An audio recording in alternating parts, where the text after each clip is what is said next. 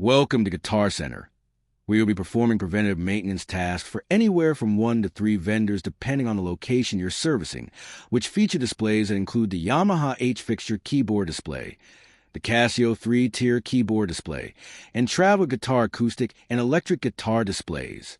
Let's start with side A of the Yamaha H-Fixture keyboard display, which includes a Yamaha MP15 in the top position or Yamaha PSR, E473 pictured here, as either is acceptable depending on which model fits better in the top position of the display. Then, there's a Yamaha P143 that should be in the bottom position. This may also be the side where the Yamaha maintenance kit could have been hidden by the field representative that serviced this display previously. However, it could also be hidden on side B, as both sides have a removable Velcro cover where the kit could be hidden. The first task you should perform is finding the Yamaha maintenance kit, which should be hidden inside the display. This kit includes crucial replacement components, including power adapters, graphic panels, zip ties, and T-bolts. You'll need to utilize these replacement parts to ensure the display is 100% complete and functional before exiting the store. If you're unable to locate the kit, speak with store management to see if they can provide details on what might have happened to it, and ensure this information is documented in your survey. Once you've located the kit, start by confirming that the correct models are installed on side A of the display. The top position should have either Yamaha model PSRE 473 pictured here, or the Yamaha MP15. If both models are already installed, proceed with your visit. However, if there is a model missing or the wrong model is installed in the wrong position, work with the store to pull the necessary model from store stock or any steps necessary to ensure the correct models are installed in the correct positions on the display. Next, ensure that both models are powered on by pressing the applicable power button on each keyboard. The quality control process will identify that the keyboard is powered on by referencing the LED screen or the power button's LED indicator light in your photos. If the keyboard can't be seen to be visibly powered in all your photos, your survey will be declined, resulting in a subsequent non-billable revisit. To prevent your visit from being declined, ensure both keyboards are powered on, as seen in this photo. Next, ensure that the applicable graphic panels are installed on the lighted canopy, where the model in the top position is on the left and the model in the bottom position is on the right. You'll also need to ensure that both graphic panels are right up against each other, so there is no space between them, as the lighted canopy should ensure the graphic panels are backlit, with no light shining through in between them or on the sides. If either of the graphic panels are missing, use your maintenance kit to replace them. If there are no replacements in your maintenance kit, or the maintenance kit is missing, it's imperative that you document accordingly in your surveys so VRS can order replacements. Next, let's look at side B of the Yamaha H-Fixture keyboard display, which includes a Yamaha PSR EW320 and Yamaha P225. Let's start with the Yamaha PSR EW320, which should be in the top position on side B of the display. Press the power button to the right of the left speaker, found underneath the volume dial. You can tell that the keyboard is powered on by the lighted LED screen in the center of the keyboard. Next is the Yamaha P225 in the bottom position on the display. Ensure the keyboard is powered on by pressing the power button on the far left of the keyboard. You can tell that the keyboard is powered on by the white LED light, lit directly to the right of the power button. Once both keyboards are powered on, ensure that the applicable graphic panels are installed in the lighted canopy. As with side A, the model in the top position, the Yamaha PSR EW320, should have a graphic panel on the left, while the model in the bottom position, the Yamaha P225, should have a graphic panel on the right. Again, there should be no space between the graphic panels, nor should there be any open space on the left or right. The panels should be backlit with no light shining between or around the edges. Next, we'll look at side C, which should include the Yamaha MP15 in the top position or Yamaha PSR E473, as one may fit better in the top position on this side of the display than the other. Then, there should be the Yamaha DGX 670 in the bottom position. First, ensure that the Yamaha MP15 or PSR E473 is in the top position and powered on. For the MP15, the power button can be found on the far left of the keyboard to the right of the volume dial. You can tell that the keyboard is on by seeing if one of the sound indicator lights is lit, as well as the play or record lights. Next, we'll look at the DGX670, which should be in the bottom position. You should power this keyboard on by pressing the power button on the far left of the keyboard. You can tell that this model is powered quite easily, as there are several indicators. First, there's a main screen where many settings can be adjusted. Then, there are the style control buttons, which have lighted LED indicators. You should ensure both keyboards are powered on in your photos, similarly to the photo shown here. Next, ensure that the correct graphic panels are in place on the lighted canopy, with the graphic panel to the keyboard in the top position on the left, followed by the graphic panel for the model in the bottom position on the right. As with the others, ensure there is very little to no light shining through in between or on the sides of the graphics.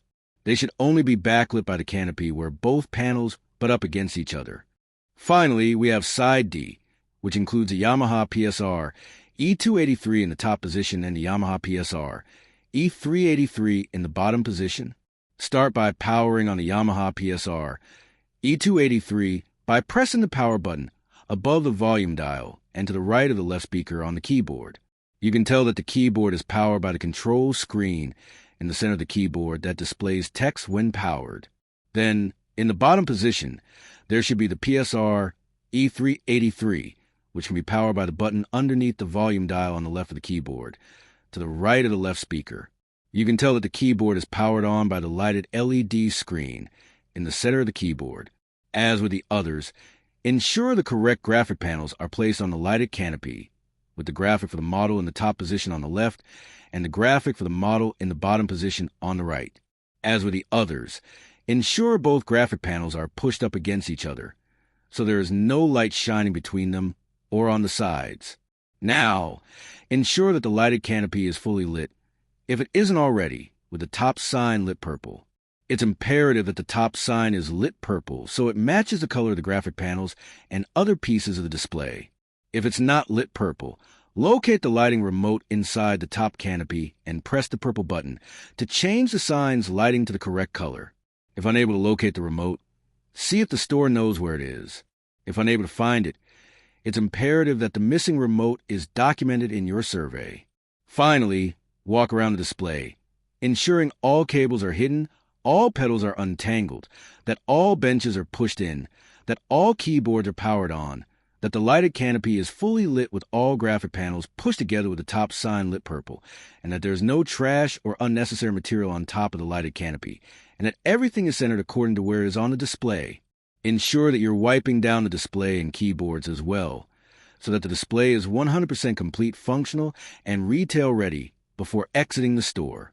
If there is anything missing in the incorrect position, damaged, or otherwise not meeting the requirements in this video, you must resolve it before exiting the store. If unable to resolve it yourself, work with the store for assistance. If the store is unable to assist or refuses, you must contact VRS at 877-307 for 877 while you're in the store. If unable to reach VRS Live, you must leave a voicemail to document your call, as failure to document your call will result in a non-billable revisit. At this point, the display should be complete and it should meet all the requirements laid out in your instructions, survey, and this video. Next, we'll look at the Casio 3-tier keyboard display. This display includes a Casio CT S410 in the top position, the CDP S110 in the middle position, and the CDP S360 in the bottom position. If any of the three models are missing, it's crucial that you work with the store to ensure they're all installed on the display, unless they're out of stock. Next, ensure that all three keyboards are visibly powered. Each keyboard can be identified as powered on by its LED screen or power indicator light. Now, let's start by taking a closer look at each keyboard. First, there's a CTS410, which should be in the top position on the display. Start by pressing the power button on the far left of the keyboard center panel. You can tell that the keyboard is powered on by the blue LED screen that lights up into the center of the keyboard. Now that the keyboard is powered, ensure that the product sign is installed in the sign holder below the keyboard. The The newest product sign should have a QR code printed directly on the bottom left corner of the sign, which is not the case for this particular product sign. This product sign still has the old version that has a QR code sticker. In cases such as these, please work with the store to see if you can locate the new product sign with the QR code printed directly on the sign.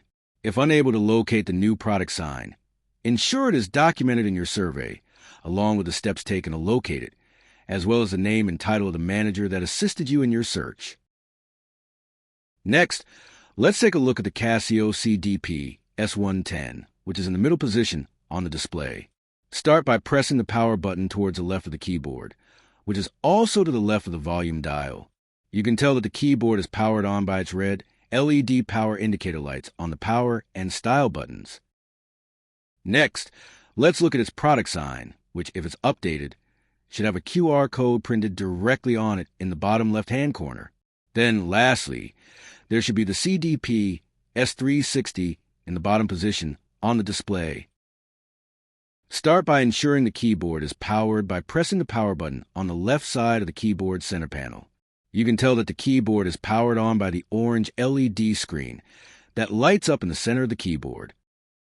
Now that we've ensured all the keyboards are visibly powered on, ensure that all the cables are properly managed and hidden behind the display. The photo here shows cables that are still visible and not properly hidden. To ensure your survey is approved, you should hide all the cables so they can no longer be seen. Next, ensure that the Casio sign is centered above the display. If the Casio sign is missing, report accordingly in your survey.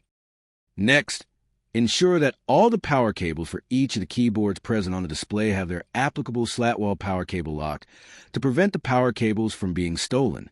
Each power cable should be running to the padlock, and any photos without the power cables going to the padlock will result in a declined survey and non-billable revisit.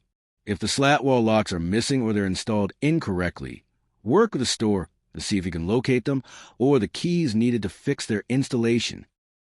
Finally, ensure that the foot pedal assembly is centered with the display, along with the seat bench, which should be pushed in to ensure the display is retail ready for your exit photos. Now, perform a final check of the display, ensuring that all keyboards are correctly installed in their planogram positions and visibly powered on. Verify that all cables are neatly managed and concealed. The foot pedal assembly should be centered beneath the display. The seat bench should be aligned and tucked in, and the Casio sign should be centered as well. Once these conditions are satisfied, take your exit photo before proceeding with the rest of your visit. Next, if the Casio CTS1, pictured in the bottom position, and CTS200, pictured in the top position, are in stock, they should be displayed on the sales floor as well. The CTS1 can be identified by its cloth speaker cover on the top portion of the keyboard. It can be powered on via the power button to the left of the volume dial, just under the cloth speaker cover.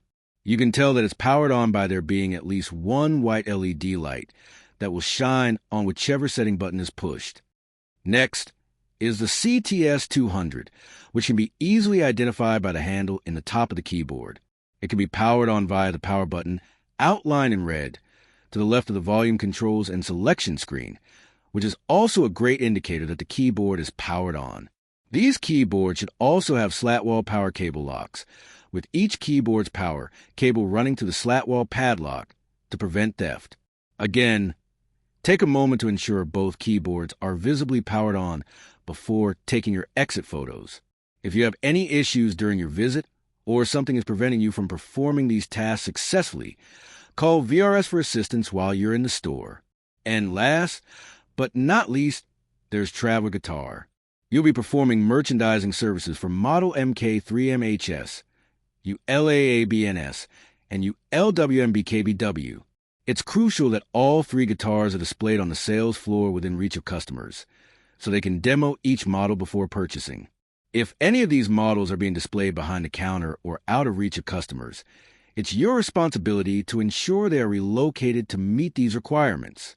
Another mandatory requirement is that each model must be displayed in the correct section of the store, according to what type of guitar it is. For instance, take the MK3MHS.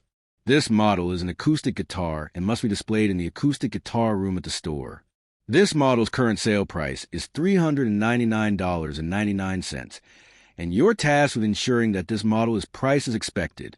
Similarly, there's a ULA-AB-NS, which is another acoustic guitar that should be displayed alongside the previous model in the acoustic guitar room. This model has a current sale price of $249.99, which you're also expected to verify and ensure is priced as listed. Lastly, there's Travel Guitar UL-EMBKBW, which is an electric guitar and must be displayed along the other electric guitars on the sales floor. This is not an acoustic guitar, so it should not be displayed alongside the previous models. This model's sale price is $349.99, which you should verify and ensure is priced as listed. Congratulations!